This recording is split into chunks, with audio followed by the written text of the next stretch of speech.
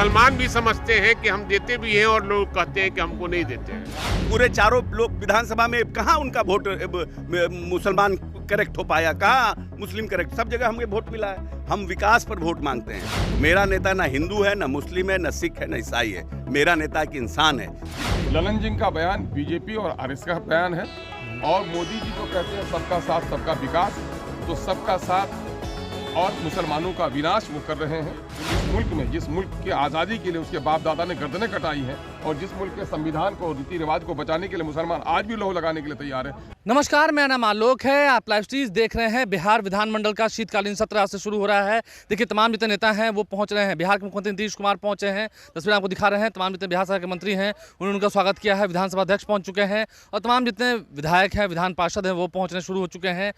नेता प्रतिपक्ष तेजस्वी यादव भी पहुंच चुके हैं। हम आपको तमाम तस्वीरें दिखा रहे हैं। ऐसे में केंद्रीय मंत्री ललन सिंह के बयान पर विवाद शुरू हुआ है। केंद्रीय मंत्री ललन सिंह ने पिछले दिनों कहा था कि जेडीयू को मुसलमानों का वोट नहीं मिलता है, मुसलमानों के लिए हमने बहुत काम किया है लेकिन वोट नहीं मिलता है। अब इस बात से काफ़ी विवाद खड़ा हुआ है। आरजेडी के नेता इस पर क्या कर रहे हैं, पलटवार कर रहे हैं। हाल ही में बिहार में जो 4 सीटों पर उपचुनाव हुए, चारों में ही एनडीए जीत गई, चारों ही सीट पर एनडीए की जीत हुई है। ऐसे में एनडीए नेताओं का भी मनोबल हाई है। जेडीयू की तरफ से इस पर क्या बयान आया है, आरजेडी से भाई वीरेंद्र ने क्या कहा है, जेडीयू से मंत्री अशोक चौधरी ने क्या कहा है, एमआईएम पार्टी से अख्तरुल इमान ने क्या कहा है मुसलमानों को लेकर, हम आपको तमाम बात सुनवाते हैं। ललन सिंह के बयान पर विवाद शुरू हो गया है। तमाम जितने नेता हैं वो बिहार विधानसभा पहुंच चुके हैं। सदन की कार्रवाई अब बस शुरू होने वाली है। सभी नेताओं को क्या कहना है हम आपको सुनवाते हैं। इसका मतलब कि सरकार उनकी है तो सरकार को तो सबके लिए रहता है।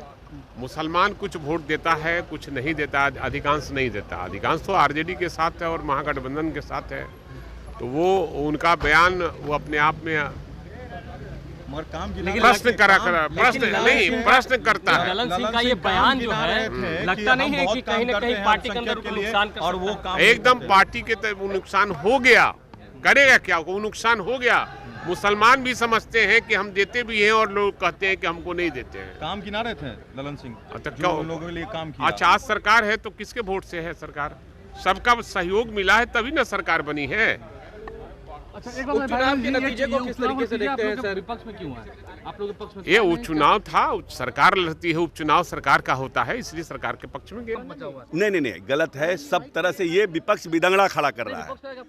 नहीं भाई, ऐसा है, विपक्ष के बोलने से क्या होता है? हम तो अभी वोट तोड़ के आए हैं। पूरे चारों लोग विधानसभा में कहाँ उनका वोट मुसलमान करेक्ट हो पाया, कहाँ मुस्लिम करेक्ट, सब जगह हमें वोट मिला है। हम विकास पर वोट मांगते हैं। मेरा नेता ना हिंदू है, ना मुस्लिम है, ना सिख है, ना ईसाई है। मेरा नेता एक इंसान है जिसने 21वीं सदी का बिहार का सपना देखा है और जो उसके ऊपर काम कर रहा है। इसलिए ये सब हमने कहा कि हम 40 करोड़ से 35-40 करोड़ के बजट से 700 करोड़ का अल्पसंख्यक के लिए बजट किए। हमने 7th पे स्केल मदरसों में चालू किया। हमने मदरसों को राज्यकृत किया। हिंदुस्तान में बिहार पहला राज्य है जहां बीपीएससी आईएएस की कोचिंग की परीक्षा के लिए सरकारी खर्च पर हज भवन में कोचिंग की व्यवस्था की गई है। हम हर तरह से आपको तालमी मरकज का गठन किया गया। अल्पसंख्यक बच्चों को, मेरे आने वाले भविष्य को स्कूल में लाने का काम किया गया। लेकिन जितना काम नीतीश कुमार अल्पसंख्यक के लिए करते हैं उतना वोट हमारा कन्वर्ट नहीं होता। ये भावना ललन सिंह जी की थी और इस भावना के साथ अपने वर्कर को, अल्पसंख्यकों पर भी काम करने की आवश्यकता है। ये कहने का बात था कि इन बातों को लेकर जमीन पर जाइए।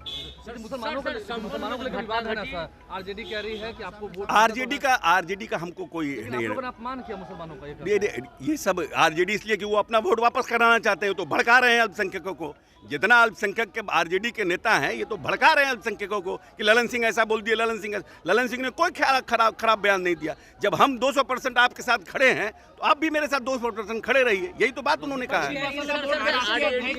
ये सब बेकार विदंगड़ा खड़ा करने का काम।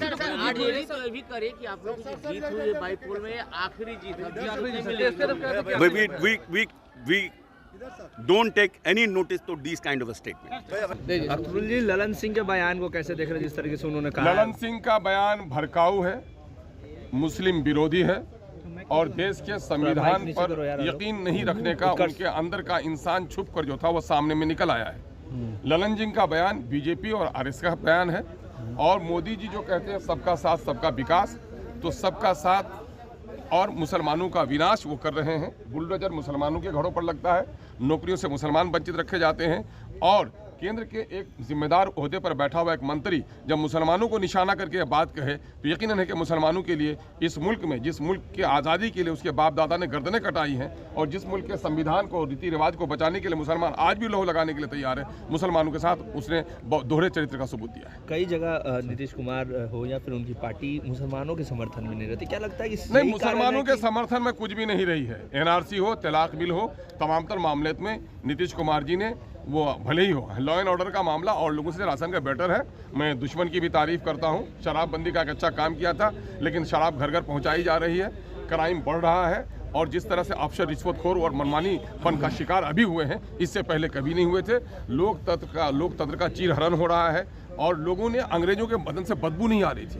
मैंने हमारी जनता, हमारा वोट, हमारा राज चलेगा, लेकिन आज यहाँ रिश्वतखोरों का राज चल रहा है। इनके ऑफिसर जिनके यहाँ छापामारी हो रही है, नोट गिनने के लिए मशीनें बुलाई जा रही हैं, इसके माने पूरे तौर पर करप्शन में डूबी हुई सरकार है और आवाम की हालत निहायत खराब है और बिलखुसूस दलितों का और मुसलमानों की हालत तो सबसे ज्यादा खराब है। लेकिन अखिलेतों के लिए कहते हैं कि नीतीश कुमार कहते हैं कि अखिलेतों के लिए सबसे ज्यादा काम हमने किया है, हमने किया है। आप लोग चौथे सुतून हैं, माने लोकतंत्र के चौथे खंबे कहे जाते हैं आपको। अगर हिम्मत है, मैं चूंकि तनहा एक आदमी हूं, लेकिन मैं माइनॉरिटी की तरफ से कहता हूं, अगर हिम्मत है नीतीश कुमार जी को तो वो व्हाइट पेपर जारी करें, रिपोर्ट कार्ड जारी करें कि अपने कार्यकाल में उसने मुसलमानों के लिए क्या किया है। 1,95,000 नौकरी, जो जाति आधारित गणना, गलती से नीतीश कुमार जी ने एक अच्छा काम कर दिया, जाति आधारित गणना की रिपोर्ट उसने शाये कर दी और जाति आधारित गणना में जहां 20,49,000 नौकरी मिली है, मुसलमानों की आबादी के हिसाब से 3,68,000 नौकरी होनी थी, जहां 1,95,000 नौकरी से मुसलमानों को वंचित रखा गया और कह रहे हैं मुसलमानों के लिए काम कर रहे हैं। तो केंद्रीय मंत्री ललन सिंह के बयान पर जो विवाद मचा है, विवाद हुआ है, संग्राम छिड़ा हुआ है, उस पर क्या कुछ बातें निकल के आई हैं। मुसलमानों का वोट आखिर किस पार्टी को, JDU को, RJD को या MIM पार्टी को? आपने सुना है मुसलमानों ने भी इस देश की आज़ादी में अपना खून बहाया है, ये तमाम बातें कही हैं। MIM पार्टी के जो प्रदेश अध्यक्ष हैं, विधायक भी हैं, अख्तरुल ईमान, उन्होंने क्या कुछ कहा हमने आपको सुनवाया है। अशोक चौधरी ने क्या कहा, भाई वीरेंद्र ने क्या आरोप लगाया, आपने सुना है। हमारे चैनल को सब्सक्राइब कर लें, साथ साथ फेसबुक पेज भी लाइक करें। धन्यवाद। मुसलमान भी समझते हैं कि हम देते भी हैं और लोग कहते हैं कि हमको नहीं देते हैं।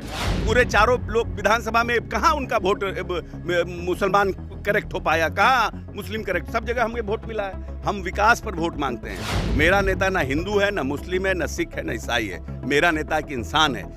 ललन सिंह का बयान BJP और RS का बयान है और मोदी जी तो कहते हैं सबका साथ सबका विकास, तो सबका साथ और मुसलमानों का विनाश वो कर रहे हैं। इस मुल्क में, जिस मुल्क की आज़ादी के लिए उसके बाप दादा ने गर्दनें कटाई हैं और जिस मुल्क के संविधान को, रीति रिवाज को बचाने के लिए मुसलमान आज भी लहू लगाने के लिए तैयार है।